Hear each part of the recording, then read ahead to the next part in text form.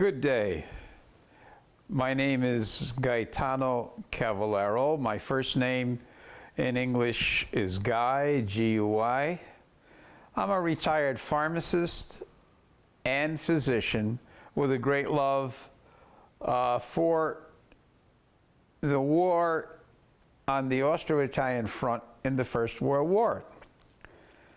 I first became interested in this many years ago when every Sunday afternoon, my father, who had been in the Italian army during the war, would invite some of his friends over to discuss the war. And I was a young lad sitting in a corner listening. And one day, one of the men turns to me and says, "Are you going to school?" I responded, "Yes." Then he asked me, "What grade are you in?" My response, "The third grade." Now all the men looked at each other with amazement and awe and started asking me questions about politics, religion, and law. When you're in the third grade, what do you know of these topics? I could not answer any question. So when the men left, I asked my father, "Papa, why are they asking me all these questions?" My father, who had reached the rank of sergeant major in the Italian army and the second grade in Italy, responded, "They are amazed at your 3 years of learning because they are illiterate." I did not know what illiterate meant. It intrigued me. This piqued my interest in the First World War in Italy. Later on, I visited the Imperial War Museum and the archives in London and read that there had been nothing written in English about the First World War in Italy. This I resolved to do, visiting the battlefields many times, visiting the archives in Vienna and Rome, and corresponding with the archives in London, Berlin, and Paris. While in London, I noted that the official British Army report noted that there was no good reporting in English on events in the First World War in Italy. I resolved to do that, all ending in 3 volumes of diplomatic, military, political, social, naval, and aviation events in Italy during the First World War. I also have lectured extensively, be it in English or in Italian, from Australia to London to Rome to California to Kansas City to New York to Boston University. I am chairman of the New England branch of the World War I Society, which is a nationwide organization that studies the First World War, and I put on a seminar in the Northeast every year on events of the First World War. I think that if I could lecture to your group, I would have much to contribute. Thank you.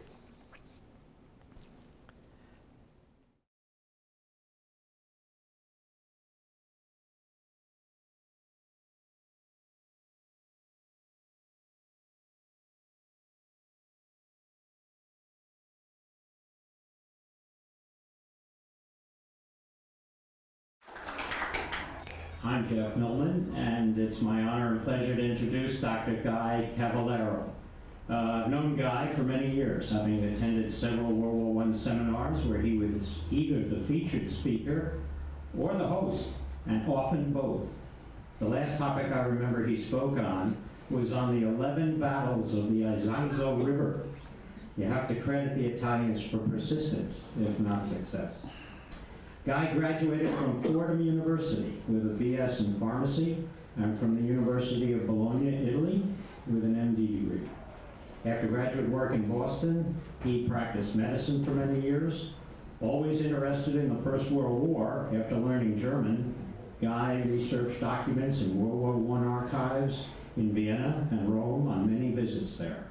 Dr. Cavallaro is currently chairman of the World War I Historical Association, New York, New England branch. He has written 3 books on warfare on the Austro-Italian front, describing military, naval, aeronautic, diplomatic, and political events, publishing 2,200 pages and over 300 photos. He is to be knighted soon by the Italian government for these 3 books. He has lectured worldwide on the First World War in Australia, Rome, London, and from California to Boston. Guy is currently doing a TV documentary on the First World War on the Italian front with film from Vienna, Rome, London, and Berlin. Dr. Cavallaro maintains an extensive website on the Great War at the following site, www.worldwar1history.com, and that's 1 spelled out. He is a member of the Society of Military History. The current issue of the Society's Journal of Military History contains his letter criticizing a Rome University professor's article on the Battle of Caporetto. The article's author has apparently chosen, however, not to respond. Guy expects to offer material from tonight's presentation to the journal for publication. Please join me in welcoming Guy Cavallaro. Okay.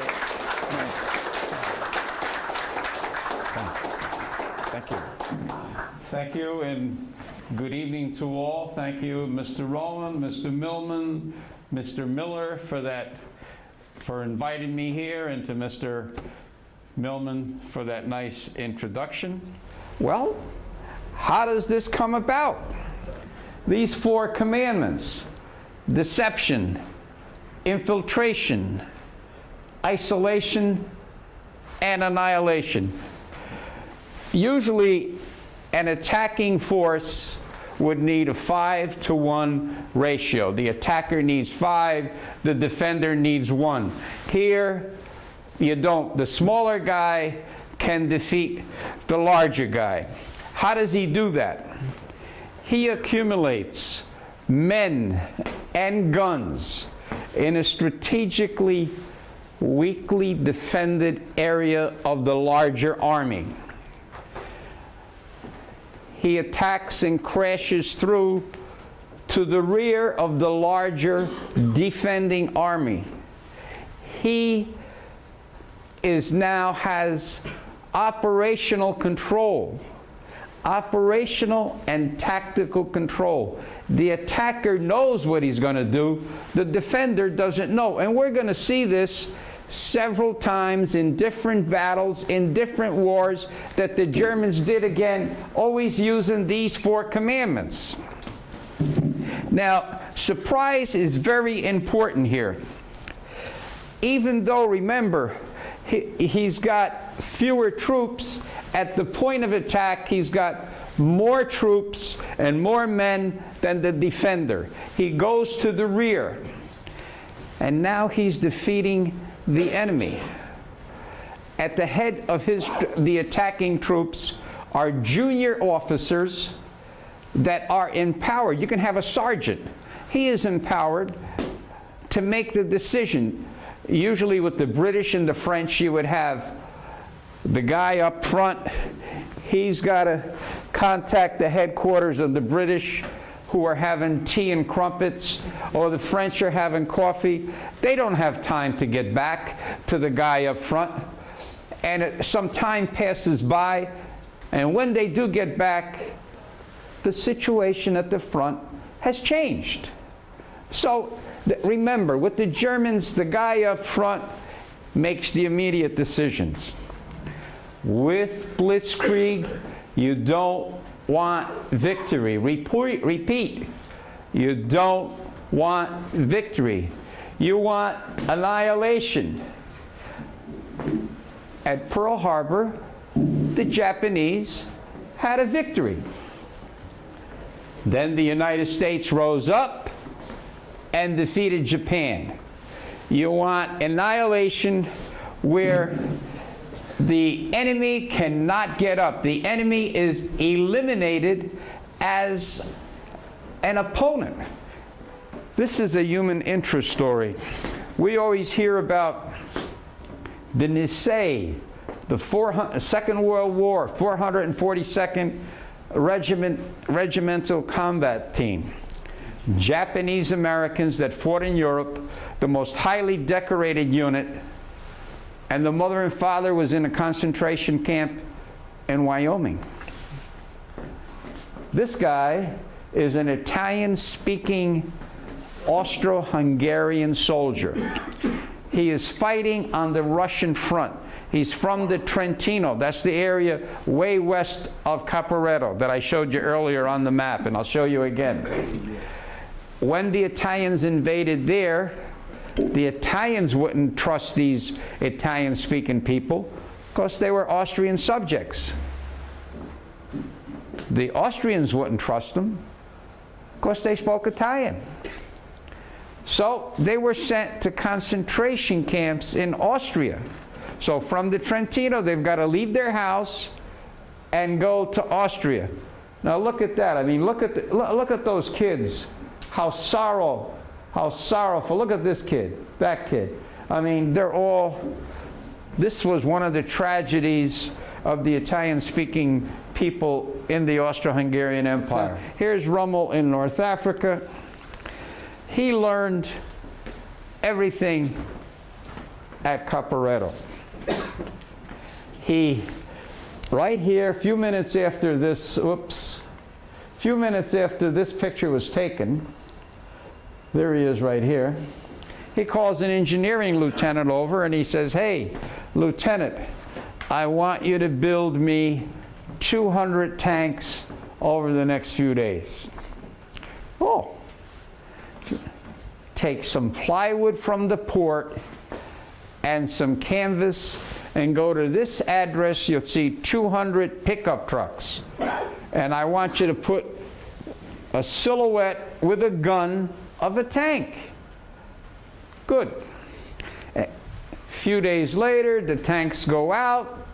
The British Air Reconnaissance says, 200 tanks are coming at us. We got to withdraw 300 miles.